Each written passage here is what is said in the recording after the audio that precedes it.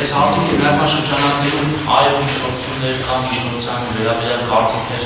եթե այս կողմնակար լսենք, եթե ոչ, լսենք Հարությունյանի մասնացած։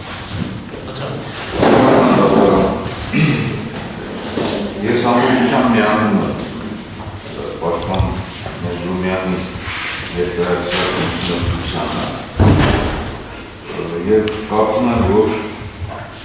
ինչպես նախորդ դատավարության ժամանակ ծանոթական կարգի ապահովման հետ կապված ես որևէ առնչություն չունեմ և մանավանդ որ հոդվածի հետ նկատի ունեմ, մանավանդ որ Սահմանադրական դատարանը ճանաչել է 78-79 հոդվածների համաձայն այն Սահմանադրությանը հատկացող և անբավեր։ Մի քանի հավելում ես կարող եմ ասել, որ նախ և առաջ նոր միջնորդության մեջ և նախին միջնորդության մեջ սխալ է նշված պաշտպանության իմ պաշտոնը, որովհետև նշված է պաշտպանության նախարարության գլխավոր շտաբի պետ։ Իրականում իմ պաշտոնը եղել է պաշտպանության նախարարի առաջին տեղակալ գլխավոր շտաբի պետ 2008 թվականի դեկտեմբերին է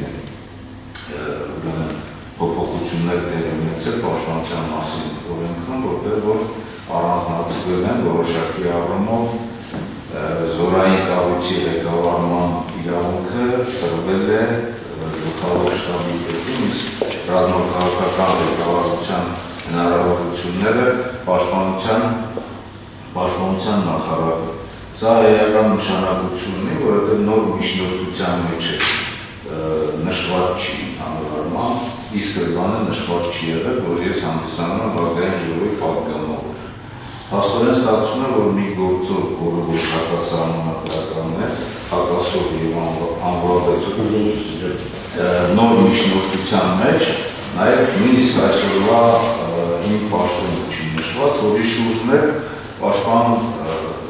Մեժլումյանը ներկայացնում է համապատասխան միջնորդությունը քրեական հետապնդումը դադարեցնելու բացառապես որպես ազգային ժողովի պատգամավոր հանդիսանալու հանգամանքով, այսինքն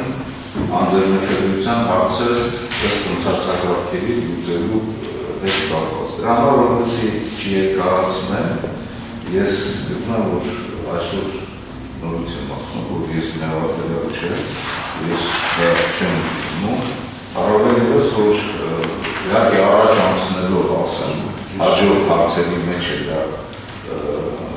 դեպված լինելու և այնտեղ պարտավորություններ կտանք, եթե այս դատավարությունը շարունակվի, որ Հայաստանի Հանրապետության զինված ուժերը և նրա կազմում գլխավոր շտաբի պետը որպես առաջին տեղակալ օրենքների համաձայն և գործել են բացառապես այն նպատակով, որպեսզի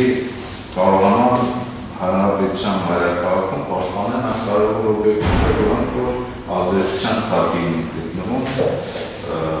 ոչ խաղաղ ցուցարարների կողմից։ Դրա համար ես միանում եմ և գտնում եմ, որ քրեական հետապնդումը պետք է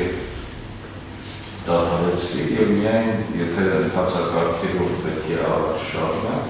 անձնախելության հարցը լուծելուց։